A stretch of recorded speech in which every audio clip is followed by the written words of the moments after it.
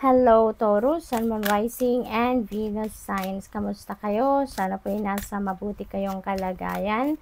Welcome back po sa Star Tarot. Kung bago kayo rito, welcome din kayo. Thank you sa inyong support. I truly appreciate it. God bless you all. Taurus, enter the magic, live in the now, and seize the moment. Ayan, pahalagahan natin, yung oras na meron tayo sa ngayon. Live in the now, embrace what is happening right now, rather than focusing on the past or focusing on the future. Kasi we don't have control over that in any way. Hindi ba? Kaya kung anong meron ngayon, ito yung i-embrace natin. Ito yung i-enjoy natin. Listen to your heart, awaken psychic abilities, and tune into the infinite. Malakas ngayon ang radar ninyo, Taurus. Malakas ngayon yung inyong psychic abilities. Kaya take advantage of that. Gamitin ninyo yan, para sa pag-navigate ninyo ng inyong mga sitwasyon sa ngayon, Ngayon na siguro meron mga downloads kayo nare-receive, mga inflow, free flowing of information, take advantage of that kasi divine guidance yan. What else? We have open your heart, love yourself.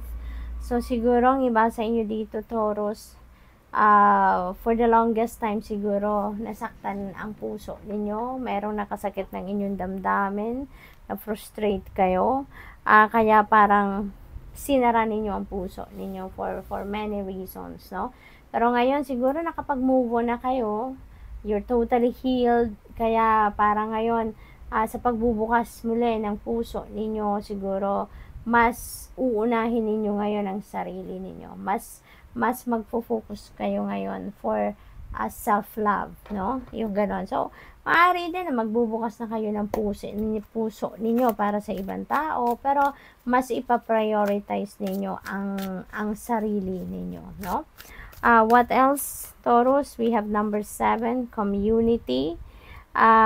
Maaaring meron ditong okasyon na dadaluhan kayo, maaaring maimbitahan kayo sa celebration ng birthdays or anniversary or achievements or accomplishments ng kung sino man, sa mga kaibigan ninyo or kapitbahay, kabarkada, mga ganon. So maybe maiimbitahan kayo dito sa isang party, At number 1, the sun energy is a new beginning energy. So most likely meron kayong sisimulang bago.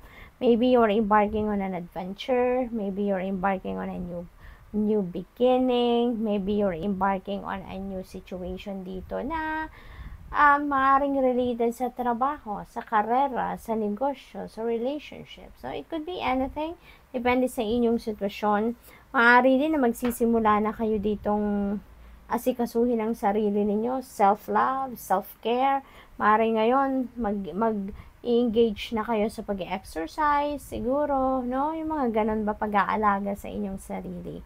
Meron din ako nakikiting baby dito, kaya maaaring ang iba sa inyo is welcoming a new baby.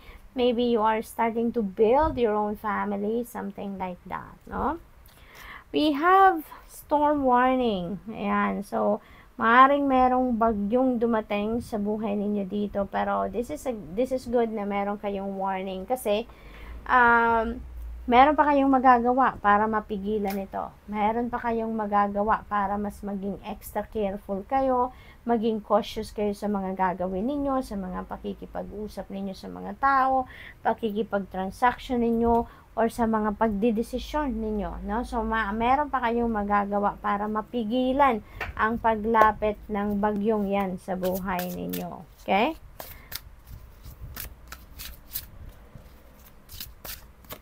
We have the tower energy, Taurus. Merong malaking pagbabagong magaganap sa buhay ninyo.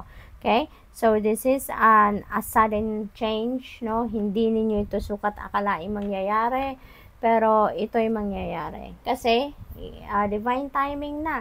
Kahit hindi ninyo ito plinano, it is the universe doing the favor for you na mangyari ang bagay na to because it has to happen. This thing has to happen. So what else? The world. Wow. So, the world energy, there is ending and beginning dito. Tower energy is the same. Merong ending and beginning energy. So, maraming pagbabagong magaganap sa buhay ninyo. Marami din kayong accomplishments and achievements ngayon na makakamit sa ngayon with the world energy. Kasi, this is a time for achievements, for accomplishments, for success. So, maraming tagumpay ang magaganap or makakamit ninyo sa ngayon. Kaya, magiging masayang-masaya kayo, no? Marami kayong ipagpapasalamat, marami kayong rason na isi-celebrate din dito at ipagpapasalamat, no?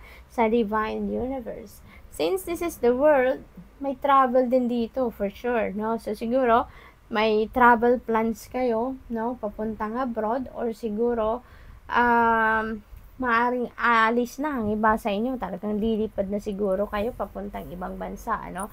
For whatever reason. So, good luck. And since this is ending, at kapag may ending, may beginning, meron na kayo ditong mga ma-achieve, matatapos, makukumpleto ng mga ginagawa, and you are also heading towards a new start, no? So, meron din kayong gagawing pagsisimula, no, ng mga bagay-bagay or bagong sitwasyon.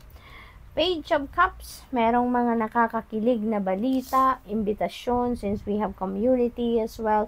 So, most likely talaga, meron kayong okasyon na dadaluhan kasi maiimbitahan kayo sa isang pagtitipon, ano? So, this is celebration, no? We have Ace of Cups, beautiful. This is new beginning energy then. So, maraming new beginning, ano? Meron Ace, meron number 1, the World, and the Tower. So, maraming pagbabago ang magaganap sa buhay ninyo. Ang maganda rito sa Ace of Cups, kung ano yung kailangan ninyo that will be met. Maraming biyaya ang parating, maraming blessings ang ibibigay sa inyo ng Divine Universe dito sa ngayon. At maswerte kayo, blessed kayo, kasi kung ano yung ibibigay sa inyo, this is something na ano ninyo yan, kailangan ninyo yan. At saka, hindi lang yan ibibigay sa'yo na yung kasyang-kasya lang sa'yo. That's gonna come in abundance. Kung anong biyaya ang ibibigay sa inyo dito, sobra-sobra yan para sa'yo so that you can also share with other people. So, depende sa inyong sitwasyon. It could be a blessing of money, could be a blessing of new friends, of love interest, could be anything, no? Na kung ano ang kailangan ninyo. So, good luck. That's all I have for you for the week. Thank you for watching. Love and light. Namaste.